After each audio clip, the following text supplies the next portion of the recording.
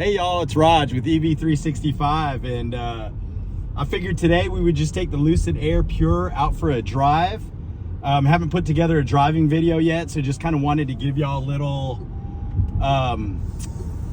some of my thoughts on how it drives, and I can tell you just right off the bat, Lucid did a great job putting this vehicle together as far as driving goes. It's one of the better, if not the best, EV sedan that I've driven.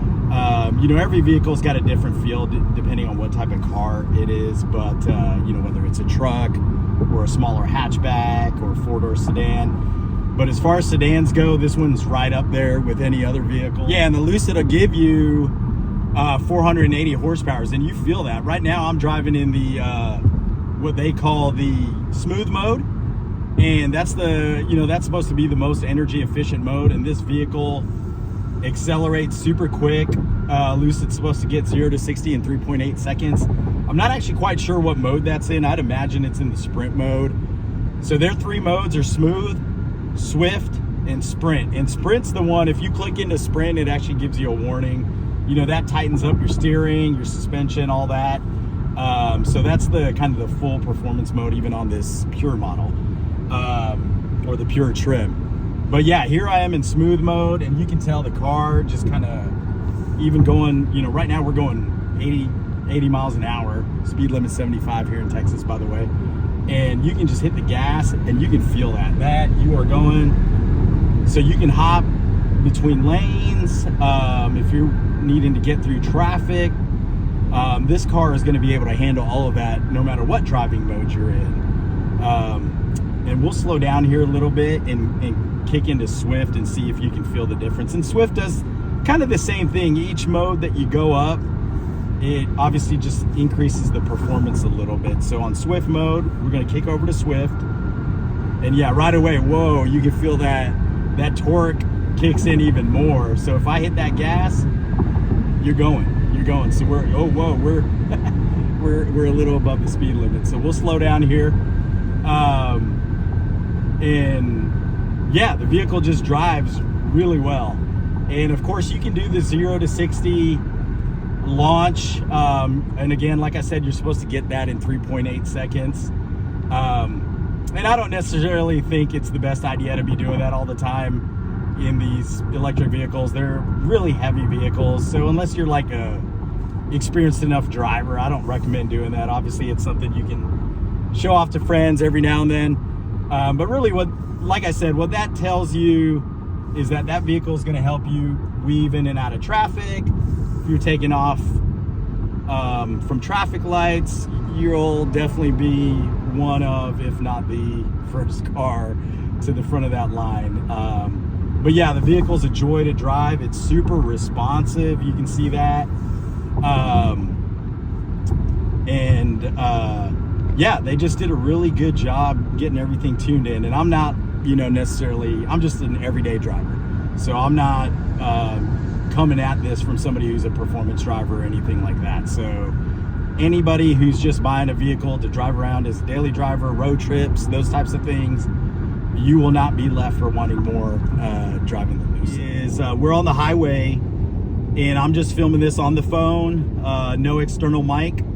And so you can see the Lucid overall cabin-wise is pretty quiet. You know, compared to some of the other EVs I've driven, this is one of the quieter ones. There's not a lot of random wind noise. And of course the Lucid is made for maximum efficiency. I know it has a low coefficient of drag, so that's expected. It's a relatively quiet cabin. Yeah, one thing I wanted to point out while you're driving, obviously the Lucid does have kind of a low ceiling, low roofline profile. So when you're driving, you know, for the most part, you do have really good visibility through the mirrors, the side view mirrors. The only complaint I have is, yeah, if you're taking a right lane turn or lane change, you know, and you've got all the driver assist and everything, but there is a little bit of blind spot over there on the C-pillar, because the C-pillar does slope pretty low, and then you've got the headrest back there. So that's just something to be aware of while you're driving. But otherwise, yeah, I don't have a lot of problems seeing in and out of this vehicle while I'm driving. Now, the one thing I will say for the Lucid Air Pure At this price point, if you don't get the Dream Drive Pro, you do not get the 360 camera, which I think is a bit of a miss by Lucid. Because again, like I said, for what they're selling as a premium luxury vehicle at this price point, I think that should kind of be standard. You do have backup camera and you do have all the sensors, and you know, it's not lane keep assist or it's lane keep assist. So, you know, if I'm veering off into another lane, it'll vibrate and let me know. It'll keep you in that lane. But it's not truly like a lane centering. So you can't kind of use it as a hands-free type of driving with the adaptive cruise control. You will kind of end up ping-ponging back and forth if you do that. I mean, it'll work for little short instances, but I wouldn't really recommend that. That's not what it's meant for. It's just kind of meant to alert you and keep you in your lane if you lose focus for a second. But yeah, those are the two things, like driving wise, I think this vehicle should really have is the 360 camera, even at the Dream Drive level, and true lane centering, you know, and then that along with the adaptive cruise control, for me, honestly, is all I ever need. You know, I'm not necessarily looking for autonomous driving or true self-driving. Some people are, I understand that, but for me, that's really what I need for 90% of my driving use cases.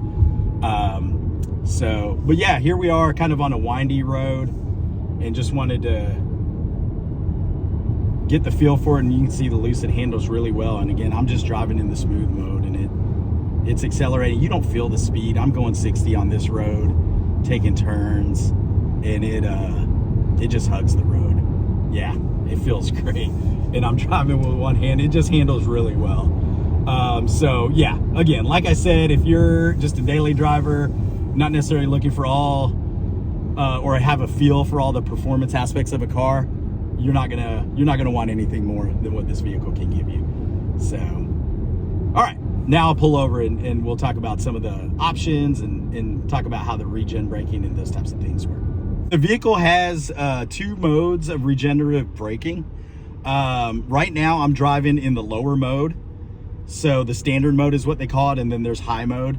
So I just want to see what that does here. We're kind of going downhill, but I want to see if it gets us to a full stop. So when you're on standard mode, if I let off the gas, you know, it's kind of a gradual stop, and then you have the option to pick if you want it to come to a full stop or not, or roll. So I've got the full stop option picked.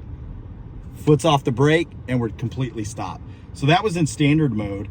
So now let me switch it over to high mode, and you'll see we probably will stop a lot quicker. So here we are going about 30 miles an hour, let off, and we stop pretty quick there, and you're at a full stop. So if you're at a traffic light, at a stop sign or anything like that, you don't have to be pushing anything, and you'll be at a full stop and it'll hold it.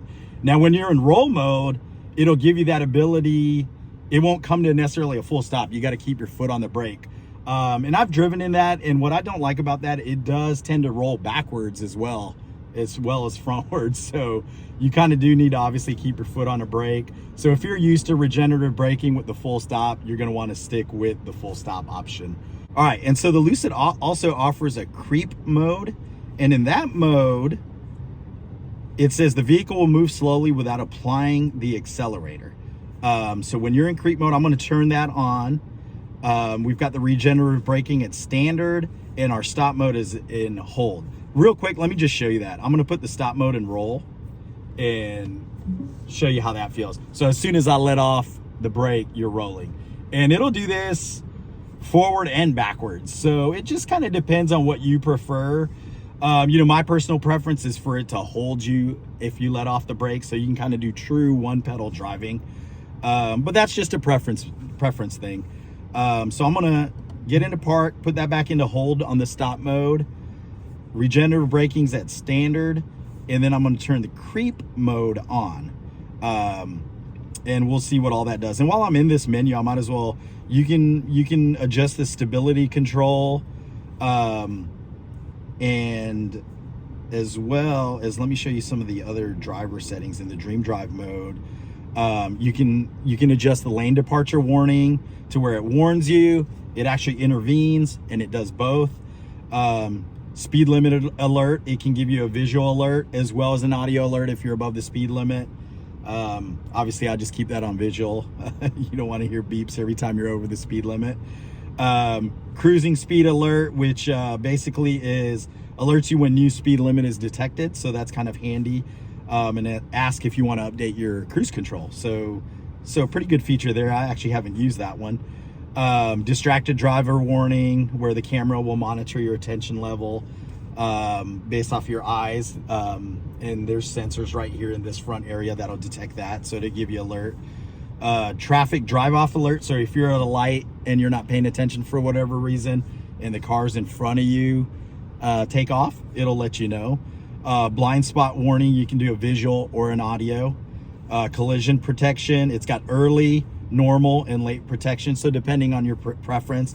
And that basically it includes forward collision warning and front automatic emergency braking, and front collision warning sensitivity can be customized, like it said, to early, normal, or late. It's got cross traffic information, so that warns you and activates automatic emergency braking whenever there's a risk of collision from cross traffic. Auto park wheel curb assist, so this will automatically curbs the wheel for improved safety when auto park is on. So if you're using auto park, it'll kind of turn the wheel inside a little bit, just so the car doesn't roll downhill if for whatever reason the brakes aren't working. And then visual and audio warnings for parking distance. So that's kind of all driving related stuff you can adjust in the Dream Drive feature. So now we'll get back over to the drive settings and see how this creep mode works when we're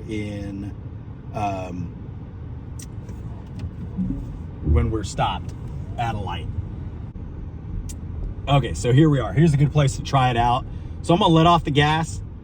Here we go, and we stop. And to activate creep mode, once you're at a stop, all you have to do is just lightly tap on the accelerator, and then you're in creep mode. So this is something that maybe you could use at a traffic light or something like that, you know, if you need it. Or if you just need to drive real slowly. I'm not sure if there's really a need for that. You can just kind of hit the accelerator slowly and keep it moving that way. But that is an option for you to use. Yeah, and so as far as one pedal driving goes in the Lucid, it does really well with it. When you're in the high regenerative braking, that brake stop is pretty strong. So you just need to get used to that. But then the one pedal driving is really good. It holds you strong at traffic lights, of course, if you're not in roll mode. And then even in standard, you can do the regenerative braking. So you can do the one pedal driving. So in the Lucid, you never truly, even in standard mode, you're not going to get that feel of just a regular vehicle. And I don't believe you can shut the regenerative braking off completely. Yeah, you can't. So there's always a little bit of that one pedal driving feel. But if you're driving EVs, you at least want to have a little bit of regenerative braking anyways, because that's going to increase your mileage. And in all the vehicles I drive in the highest regen braking. And it's amazing how quickly your mind can adjust to different vehicles' regen braking and handle that one pedal driving. And still, when we click back over to a standard vehicle, whether it's a rental car or anything like that, you can get back to used to driving ICE vehicles without the regen braking. So yeah, the Lucid one pedal driving handles really well. Here we are going around back onto the highway through a little round entrance, and you can see Lucid handles that really well. Accelerating on, you can get into traffic super easy. So yeah, the Lucid, just a great driving vehicle. I think anybody would enjoy driving this. Obviously, that's the secret sauce for Lucid, is that they have engineered a really good vehicle as far as the driving is concerned, as far as the performance is concerned, as far as the efficiencies of the batteries. So the technology is all there. So just a great vehicle to drive. I think if you purchase the Lucid Air, any of the trim levels, you will be very satisfied with the driving. And yeah, and hopefully Lucid keeps it going, and gets, you know, the Lucid Gravity out, which is the SUV. I think that's going to do wonders for them. And then keeps, you know, and keeps pushing towards maybe eventually getting some more affordable vehicles out, and maybe even partnering with other companies, which they've started to do, and essentially license their technology out to other automakers, because that's really where Lucid has excelled. So yeah, great vehicle, enjoy driving it. If you have any hesitation about whether you want to purchase the Lucid Air Pure or any of the trims, based off of driving alone, I would say if you get into this vehicle, you're really going to enjoy the way it drives. So yeah, thanks for tuning in, and yeah, let me know if there's anything else y'all want to see on these driving videos. Again, like I said, I take it more from a daily driver perspective and not necessarily a performance driving perspective, but yeah, let me know if there's specific things you guys want to see on future videos, and I'll be sure to try to get that in there with other vehicles, and maybe even this one, as long as I've got it. So thanks for tuning in, guys, and hang loose, y'all.